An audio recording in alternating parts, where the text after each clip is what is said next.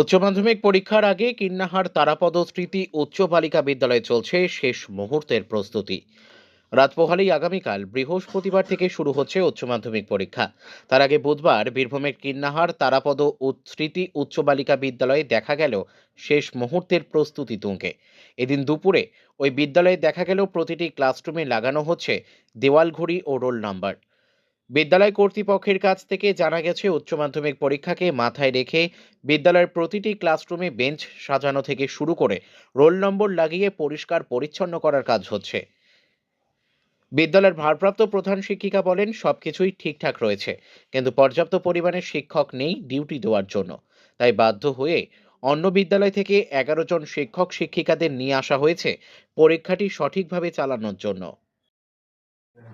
প্রস্তুতি আমাদের 80% complete.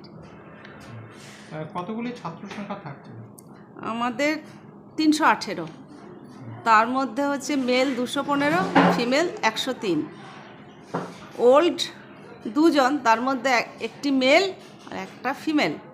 Supplementary 11 জন, তার মধ্যে 10 জন ফিমেল, 1 জন মেল।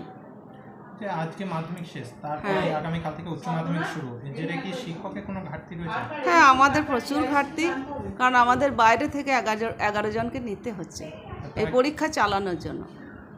তারা কি সবাই শিক্ষক? হ্যাঁ, সবাই শিক্ষক, সবাই পার্মানেন্ট। এই যে একটা শিক্ষকের ঘাটতি, কিভাবে দেখছেন?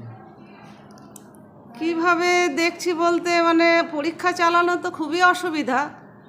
আর সব থেকে বড় কথা, আমাদের যে এত বড় স্কুল, যেখানে 2302 জন স্টুডেন্ট, সেখানে আমাকে নিয়ে পার্মানেন্ট স্টাফ হচ্ছে 20 জন। সেখানে ক্লাস নেওয়াও আমাদের জন্য খুবই মুশকিল।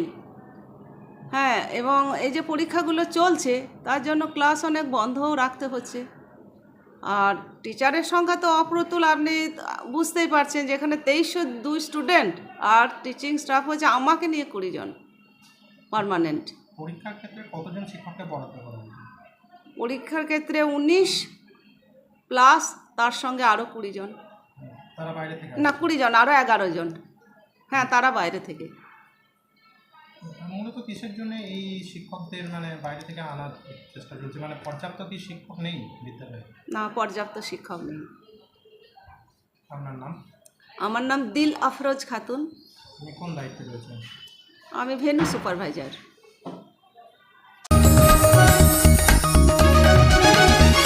आप देख रहे हैं न्यूज़ UNI।